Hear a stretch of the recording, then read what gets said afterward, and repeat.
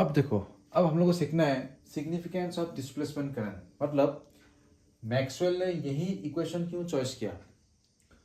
देखो, epsilon naught D phi E by D t, ये कैसे करंट का एक्सप्रेशन बन सकता है, यही देखना है अभी हम लोगों को। ठीक है, ये करंट का एक्सप्रेशन कैसे दिखाता है। मतलब तो देखो, यहाँ पे एक मैंने पॉइंट लिया, बी पॉइंट, पी पॉइंट लिया। बी पॉइंट में क्या मिलता है, मैग्नेटिक फील्ड मिलता है। ये सबको मालूम है क्यों मिलता है, कंडक्टर के थ्रू क्या हो रहा है, करंट फ्लो हो रहा है। बट यहाँ पे देखो, यहाँ पे तो कोई भी कंडक्टर नहीं है, बट पी पॉइंट में फिर भी क्या है, मैग्नेटिक फील्ड है।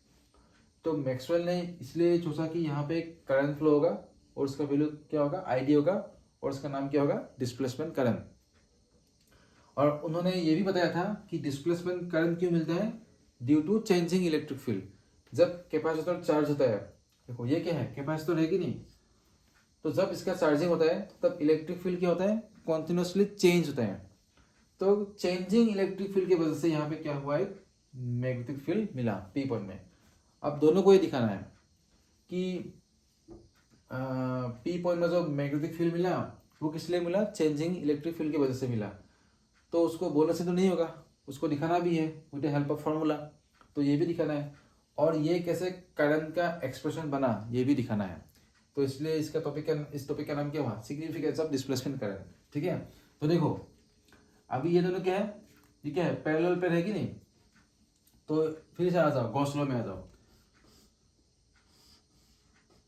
गॉस लॉ, तो पैरेलल प्लेट है ऐसा, तो यहाँ पे क्या है, पॉजिटिव चार्ज है, बहुत सारा क्या है, पॉजिटिव चार्ज है। तो यहाँ पे एक पॉइंट है पी पॉइंट, तो पी पॉइंट में भी क्या निकालना है, इलेक्ट्रिक फील्ड निकालना है। तो उसके लिए क्या करना है, पी पॉइंट के थ्रू एक क्लोज सरफेस लेना है, ऐसा ले लिया क्लोज सरफेस। ठीक है, क्लोज सरफेस ले लिया। तो यहाँ पे इलेक्ट्रिक फील्ड का डायरेक्शन क्या होगा, कुछ ऐसा होगा ना। और ये जो सरफेस है, ये जो सरफेस है, एरिया वेक्टर का डायरेक्शन किस तरफ होगा, ऐसा ही होगा। तो देखो ई एंड ए का डायरेक्शन क्या है, सेम सेम है। तो यहाँ पे पी पॉइंट में इलेक्ट्रिक फील्ड का वैल्यू कितना होता है, according to Gauss law, sigma by epsilon naught. और ये सिग्मा क्या है, ये सिग्मा है सरफेस चार्ज डेंसिटी, ये है कि नहीं, सरफेस चार्ज डेंसिटी है। हाँ, ये क्या है, ये गॉस लॉ है। अब देखो यही अप्लाई करना है यहाँ पे। तो फाई ई, यहाँ पे देखो फाई ई क्या है, यहाँ पे फाई ई क्या है, electric flux, electric flux link with the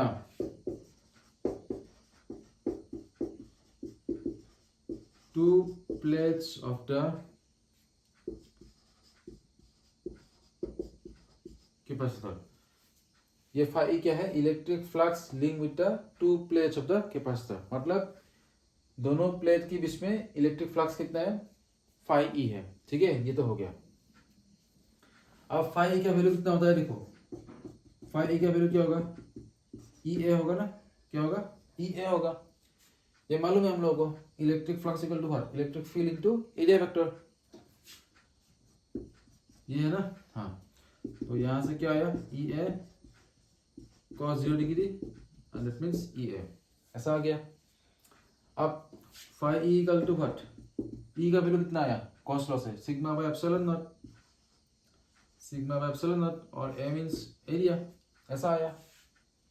अब देखो इसको, ये जो इक्वेशन है, ये एक्सप्रेशन यहाँ पे पुट करते हैं, क्या होता है, I D equal to what, epsilon naught D by D T, phi E means what, ये sigma by epsilon naught A, epsilon naught क्या है, कांस्टेंट कौन सा है ना, तो दोनों का, तो ये भी क्या है, एरिया, ये भी कांस्टेंट है ना, तो ये इससे क्या गया, तो D by D T of what, sigma. तो सिग्मा का वैल्यू क्या है, सिग्मा का value, sigma is what, surface charge density. Surface charge density का मतलब क्या है, सरफेस चार्ज पर एरिया। तो सिग्मा है, उसका वैल्यू क्या होगा, क्यू बाई ए। तो पुट कर दिया सिग्मा का वैल्यू, क्यू बाई क्या होगा, ए, ऐसा आ गया। तो ये कैंसिल हो गया, तो D Q by D T. अब समझा। ID इक्वल टू क्या हुआ dq/dt। और हम लोगों को मालूम है क्लास 10 से ही मिल रहा है rate of flow of charge through a surface is called through a cross sectional rate of flow of charge through a cross sectional area of a surface is called what? current। तो dq/dt क्या दिखाता है? Current का expression है। तो इसलिए देखो dq/dt means what? Current का एक्सप्रेशन है। और कौन सा करंट होगा? Displacement current. So displacement current का एक्सप्रेशन ये है। आप समझ में ना? मतलब ये पूरा इसको सॉल्व करने से क्या मिलता है? dq/dt मिलता है, जो कि एक करंट का वैल्यू है। आप समझ में आया? और ये करंट किस लिए मिल रहा है? चेंजिंग इलेक्ट्रिक फील्ड की वजह से मिल रहा है। अब वो भी दिखाना है, तो पहले इसको नोट कर लो, आराम से नोट कर लो इसको। सो आईडी इक्वल टू क्या था? ID equal to epsilon naught D phi E by D T. हाँ ठीक है, तो epsilon naught D by D T. Phi E means what? E A था कि नहीं? ये ऐसा ही था ना, ई डॉट ए वेक्टर। तो epsilon naught D by D T. यहाँ पे देखो ई एंड ए का डायरेक्शन क्या है?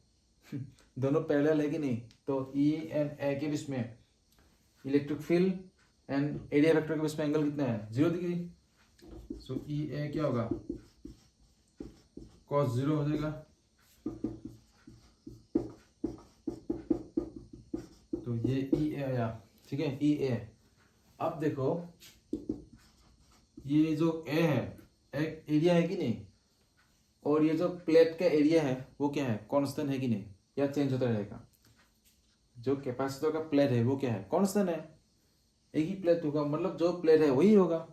तो एरिया क्या है? कांस्टेंट है। सो एरिया जो ए है वो इस तरफ आएगा। तो क्या बचा? dE/dt।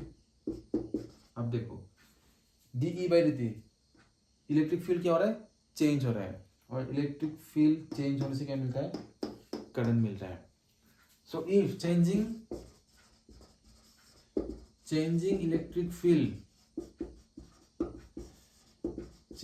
electric field causes